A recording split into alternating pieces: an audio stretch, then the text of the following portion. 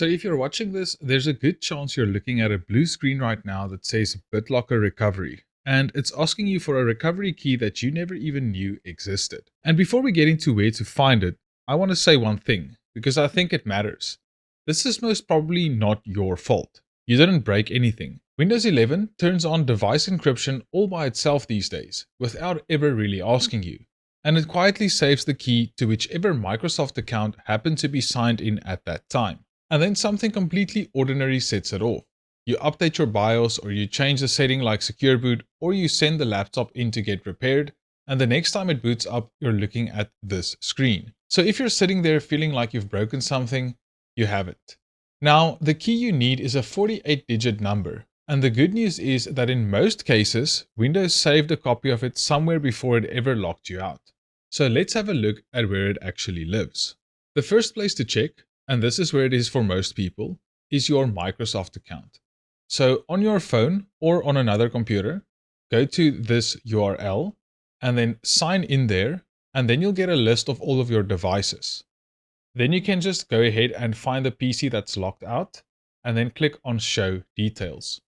You'll notice a section there for BitLocker data protection. And if you click on Manage Recovery Keys, that's your key. You can print it out or save it as a PDF, and then you can just type it in on the recovery screen. Now here's the part that catches most people out, and I really want to be clear about this one.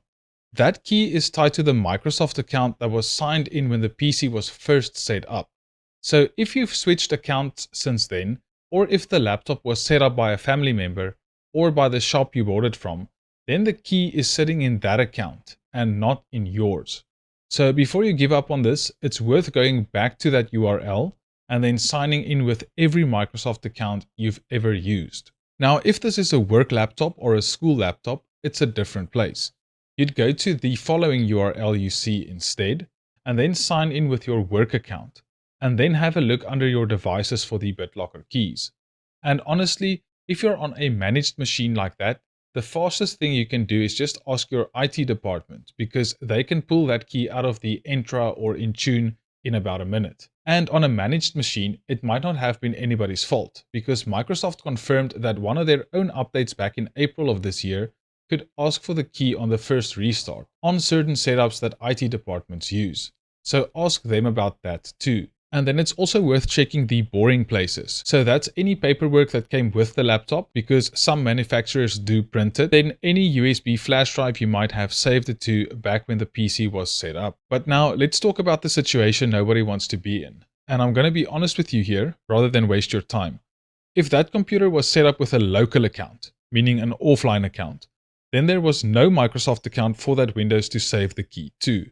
And so it was never saved anywhere at all. And adding a Microsoft account now doesn't fix it either, because that only happens at the moment the encryption is switched on, and not afterwards.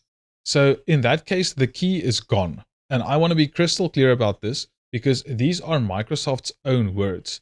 Microsoft support cannot retrieve, provide, or recreate a lost recovery key.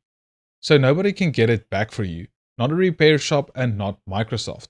I know that's hard to hear, but it's a lot better than you spending money to find that out. And that also means every one of those BitLocker, Unlocker, or bypass tools that you'll find when you go searching for this, they can't do it either.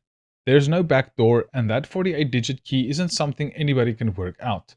The only thing left at that point is a clean install, and you lose the data that's on that drive. So if any of this information helped you get back into your PC and you got back your recovery key, go ahead and back it up properly right now, because I've got another video coming on how to stop Windows from doing this to you in the first place.